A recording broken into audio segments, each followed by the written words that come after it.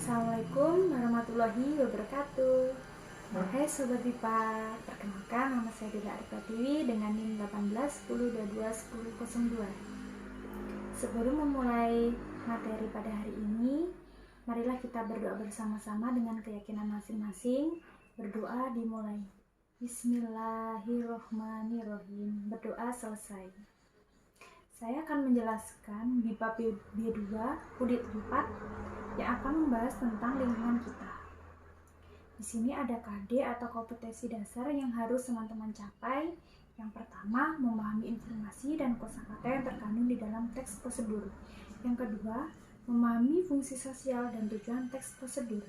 Yang ketiga, menggunakan ungkapan secara lisan dengan tepat saat menjelaskan tentang langkah-langkah melakukan atau membuat sesuatu. Dan yang keempat, menulis teks prosedur dengan struktur dan ciri kebahasaan yang tepat. Di sini saya akan membacakan teks yang pertama, pupuk kompos dan jenis-jenisnya. Pupuk kompos merupakan salah satu pupuk organik yang terbuat dari tanaman yang sudah membusuk. Proses pembentukannya bisa secara alami atau dengan bantuan manusia. Pembentukan kompos secara alami membutuhkan waktu yang lama. Misalnya seperti daun-daun yang jatuh dan membusuk di hutan. Daun-daun tersebut akan berubah menjadi kompos dalam waktu berminggu-minggu atau bisa sampai berbulan-bulan. Kompos itu akan menjadi pupuk dan bisa menyuburkan tanah maupun tanaman yang ada di hutan tersebut. Akan tetapi, kita bisa membuat kompos dalam waktu yang lebih cepat. Caranya adalah dengan bantuan organisme. Pengurai organisme, pengurainya bisa berupa mikroorganisme atau makroorganisme. Pupuk kompos mudah dibuat dan teknologinya sederhana. Semua orang bisa mengajarkannya baik untuk pertanian dalam jumlah yang besar maupun untuk keperluan tanaman di halaman rumah.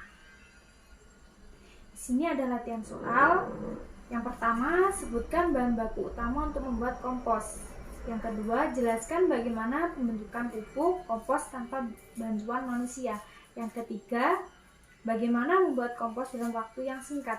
Yang keempat, sebutkan jenis-jenis pupuk kompos. Yang kelima, ada apa manfaat kompos bagi tanaman. Dan yang ketujuh, menurutmu, mengapa kompos bisa menyuburkan tanah? Dan yang ke-8, kandungan apa saja yang terkandung di dalam kompos. Yang terakhir ada carilah informasi dari sumber lain untuk menjawab kedua pertanyaan tersebut. Yang teks kedua, cara membuat pupuk kompos dari sampah organik. Kali ini kita akan mempelajari cara pemanfaatan sampah untuk dibuat menjadi kompos. Sampah yang bisa dibuat menjadi kompos adalah sampah organik. Kompos ini terbentuk dari hasil pelapukan bahan-bahan organik seperti daun-daun, kulit buah, sisa makanan, rumput, jerami, dan lain-lain. Dengan demikian tidak sulit mencari bahan untuk membuat pupuk kompos. Cara membuat pupuk kompos sangat mudah dan murah. Berikut adalah bahan yang dibutuhkan dan cara membuat kompos.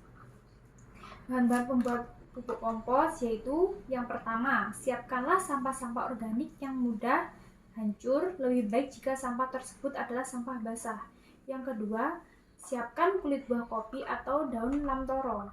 Yang ketiga, siapkanlah kotoran ternak, mamah biak atau sapi, kerbau atau kambing. Yang keempat, siapkan abu kayu. Teks ketiga, manfaat dan cara membuat sumur resapan air. Apakah Anda tahu manfaat sumur resapan air? Manfaat sumur ini adalah untuk mengurangi resiko terjadinya bencana banjir saat musim hujan, sekaligus sebagai cara untuk menampung air di dalam tanah. Tabungan ini bisa kita manfaatkan pada saat musim kemarau. Pernahkah teman-teman menanam tanaman atau memelihara binatang? Jika iya, tanaman atau binatang apa? Dan tulislah sebuah teks prosedur tentang cara menanam tanaman tersebut atau cara memelihara binatang tersebut. Dan mintalah guru mengecek tulisan teman-teman, lalu perbaikilah jika ada bagian yang kurang. Dan bacakanlah tulisanmu di depan kelas. Sekian materi pada Hari ini apabila ada salah kata, mohon maaf. Wassalamualaikum warahmatullahi wabarakatuh.